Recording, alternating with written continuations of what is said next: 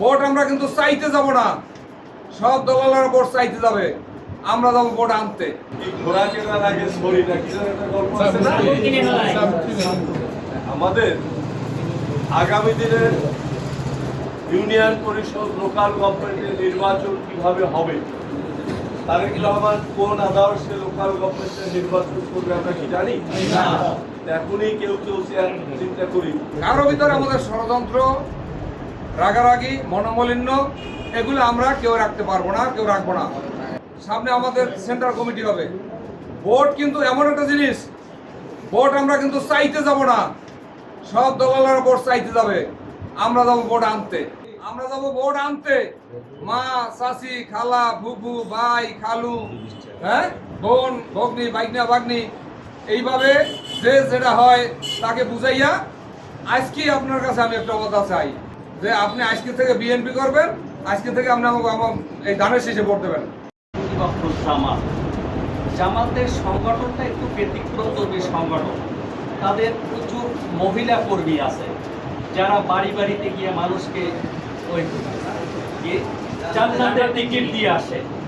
আসলে কিন্তু কথাটা মিথ্যা না, তারা কিন্তু যথেষ্ট তৎপর। এই কারণে এইটাকে চ্যালেঞ্জ করতে হলে আমাদের ভিতরেও কিছু মহিলা কর্মী সেট করতে হবে, যারা যেহেতু বাংলাদেশের 50% ভোটার হলো মহিলা, ঠিক আছে, মহিলাদেরকে উদ্বুদ্ধ করতে, তাদেরকে বোঝানোর জন্য মহিলা কর্মী দিয়ে প্রত্যেকটা ওয়ার্ডে বাড়ি বাড়ি গিয়ে তাদেরকে কাজে লাগাইতে হবে। সবার মুখে মুখে উঠছে জামাল ভাই নমিনেশন পাইলে এমনি এমপি।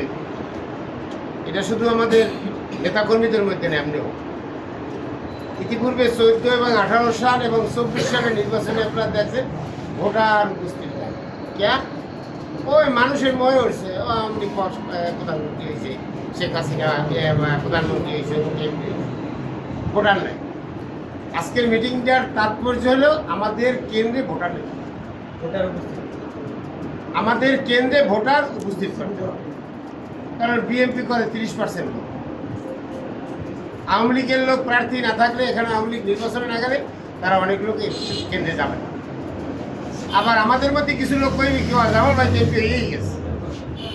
ভোটার উপস্থিত করতে হবে এবং বাংলাদেশে যে 300 আসন, 300 আসনের যে নির্বাচনী এলাকায় যে ভোটার, সেই ভোটারদের মধ্যে সর্বোচ্চ ভোট পাইয়া যাতে জামাল ভাই পার্সেন্টেজ অনুযায়ী একটা বড় অঙ্কের ব্যবধানে আমরা জয়